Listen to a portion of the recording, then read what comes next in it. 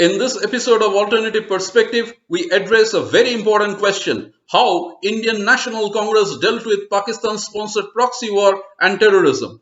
India's mainstream media and social media created a myth that Indian National Congress was soft on Pakistan-sponsored terror.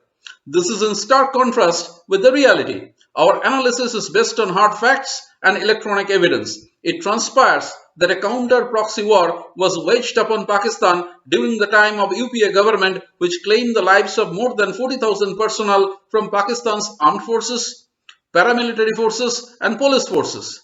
This is something which was revealed by none other than the current NSA, that is National Security Advisor Ajit Doval. Ajit Doval delivered a speech in 2014 at Sastra University, which is located in Tamil Nadu.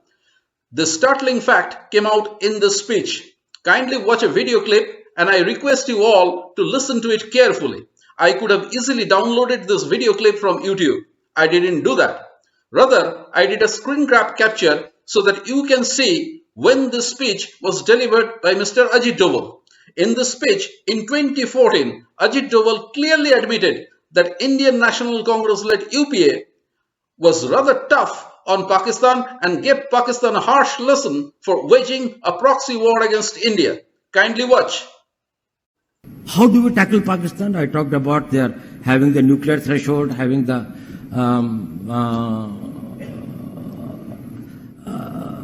strategic weapon systems, missiles, strategic partnership with China. India is having a long border with China and Pakistan. How do we tackle with it? You know, we engage an enemy in three modes. One is a defensive mode. That is, you see all the chowkidars and chaprasis outside. That is, if somebody comes here, we'll prevent him. We will defend this. One is the defensive offense. That is, to defend ourselves, we will go to the place from where the offense is coming. And third is the offensive mode, where you go outright. Nuclear threshold is a difficulty in the offensive mode, but not in the defensive offense. While we are working today only in the defensive mode. Now, when we come into the defensive offense, then we start working on the vulnerabilities of Pakistan. It can be economic, it can be internal security, it can be political, it can be their isolation internationally, it can be this thing like that, of exposing their terrorist activities, or it can be anything. It can be defeating their policies in Afghanistan, making it difficult for them to manage internal political balance or internal security. I'm not going into those details. But when you change the engagement from the defensive mode, because in the defensive mode you throw 100 stones on me, I stop 90, still 10 hurt me, and I can never win. Because either I lose or there's a stalemate. You start war at your time, you throw a stone when you want, you have a peace when you want, you have the talks when you want. We, if you are in the defensive offense, we will see where the balance of equilibrium is. Pakistan's vulnerability is many, many times higher than of India. Once they know that India has shifted its gear from the defensive mode to defensive offense, they will find that it is unaffordable for them. You can do one Mumbai, you may lose Balochistan. There is no nuclear war involved in that. There is no engagement of troops. If you know the tricks, we know the tricks better than you. You know, earlier people used to say that, well, you see, Indian intelligence isn't very good. You see, in 4 years, we have got one incident. In 2008, we had November, this thing. Now, ISI is very good. See, where is the ISI today? Yesterday, they have beheaded 23 soldiers' heads and sent it to the army chief. During that time when they are having talks with Tehrik-e-Taliban in Pakistan. They cut their heads and sent it. They kidnapped 300 army contingent with 4 colonels commanding them and took them. 40,000 persons have been killed in last 2.5 years. They are totally helpless, and these are the people whom they had recruited, whom they had trained, whom they had worked with, and they are not able to find it out. It is that difficult a war. Once you understand in this perspective, then you will know what India has done in last 25 years or 30 years in battling it. We had a long border, we have a big vulnerable population, the entire strength of a government was behind the terrorists. They had the collaborative networks in among the drug peddlers, among the smugglers, among these things, currency counterfeiters, everything, India's entire world, they were able to suck into their influence. And in spite of that, we have been able to contain it and deny them any strategic advantages or results. We have lost valuable human lives, but the country has grown from strength to strength. So don't underestimate India's strength.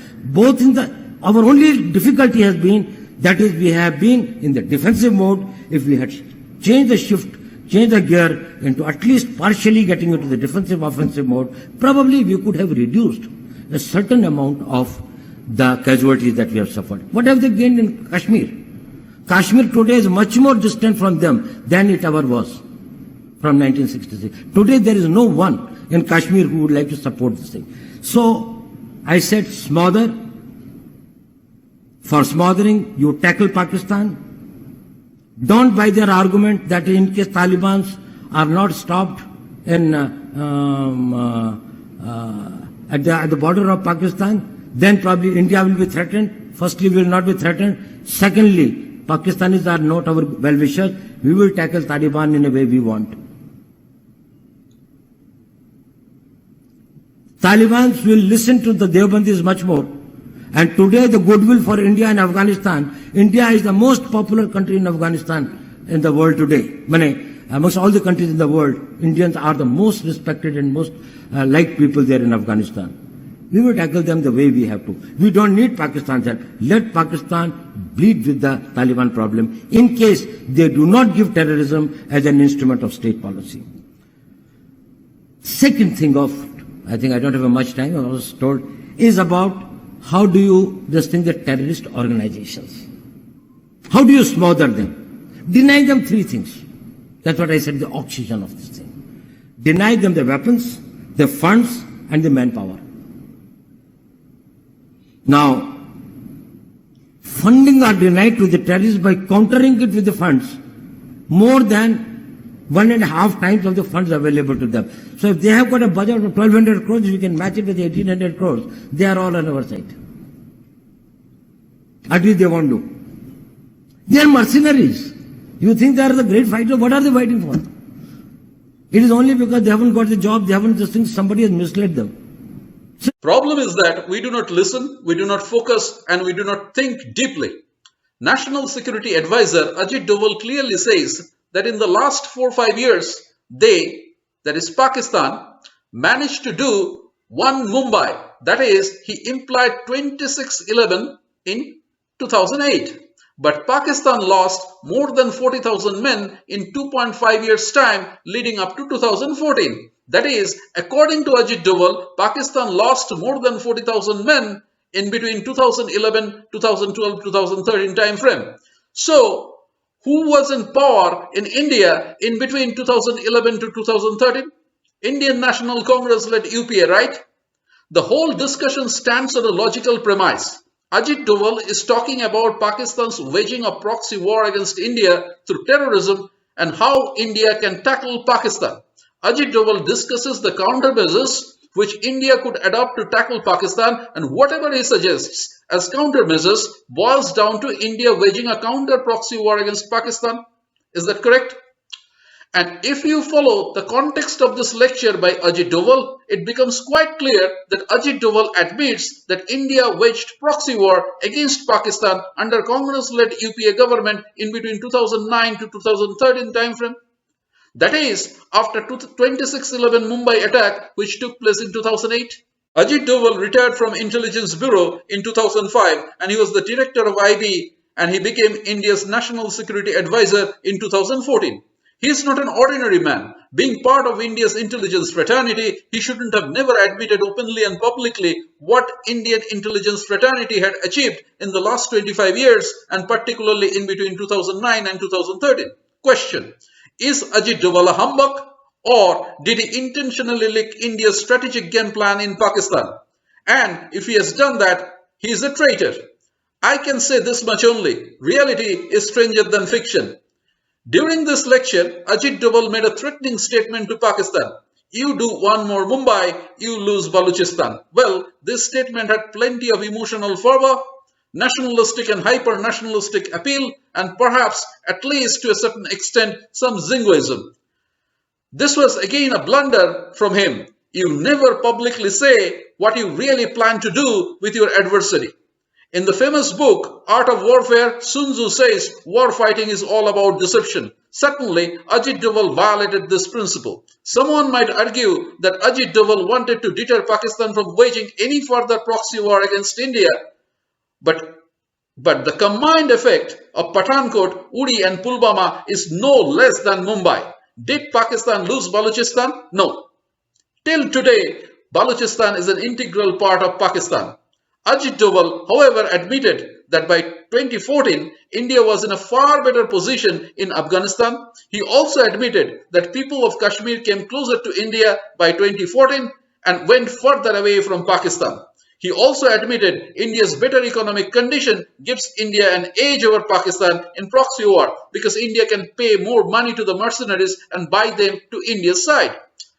India's informal economy, however, was decimated by moves such as demonetization since then. Therefore, it becomes necessary to scrutinize the progress of various different groups operating within Pakistan post-2014 once Narendra Modi-led BJP-led NDA government came to power.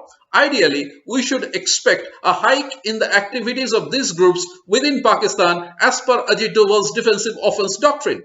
This is quite logical, right?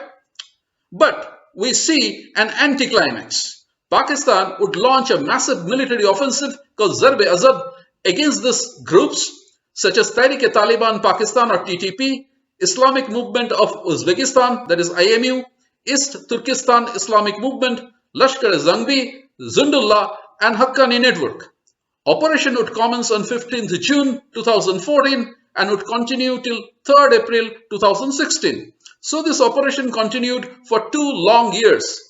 Operation involved 30,000 men from Pakistan's Army, Navy, Air Force, Pakistan Special Forces, and ISIs, that is Inter-Services Intelligences, Covert Action Division.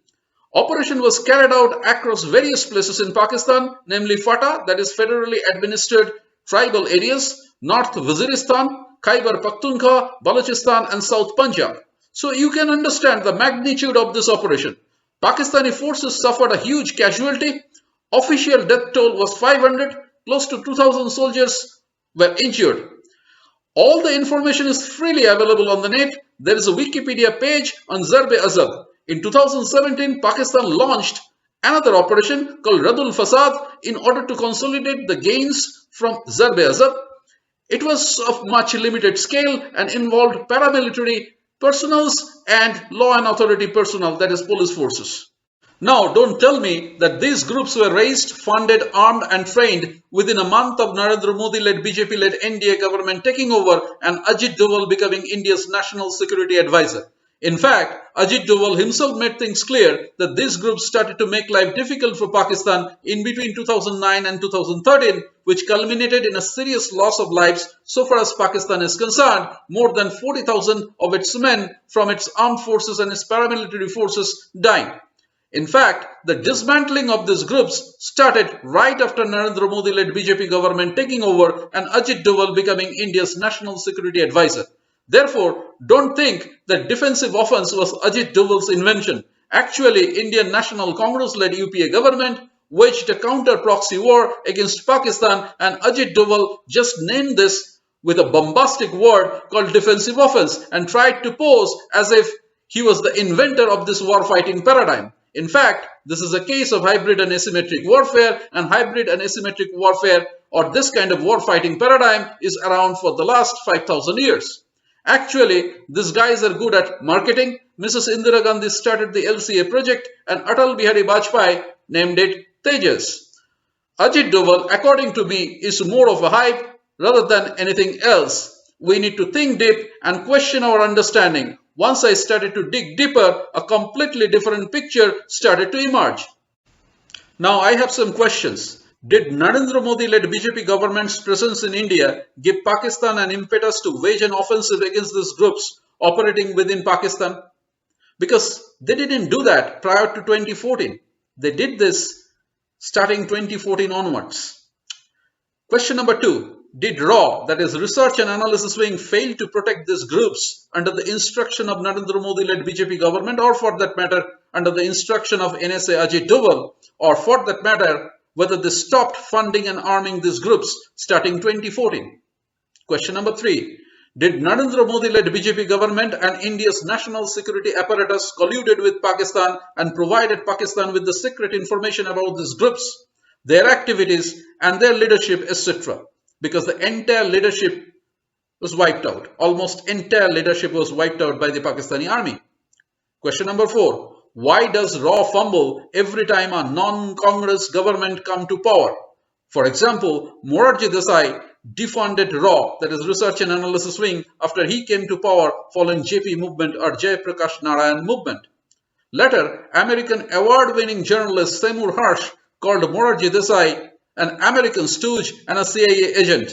Morarji Desai filed a case against Seymour Hersh in United States of America and lost the case. Again, this is there in Seymour Hersh's Wikipedia page. You can follow that up. Therefore, think deeper. Remember, reality is stranger than fiction. Kindly subscribe to this channel and share this video with your loved ones. Thank you.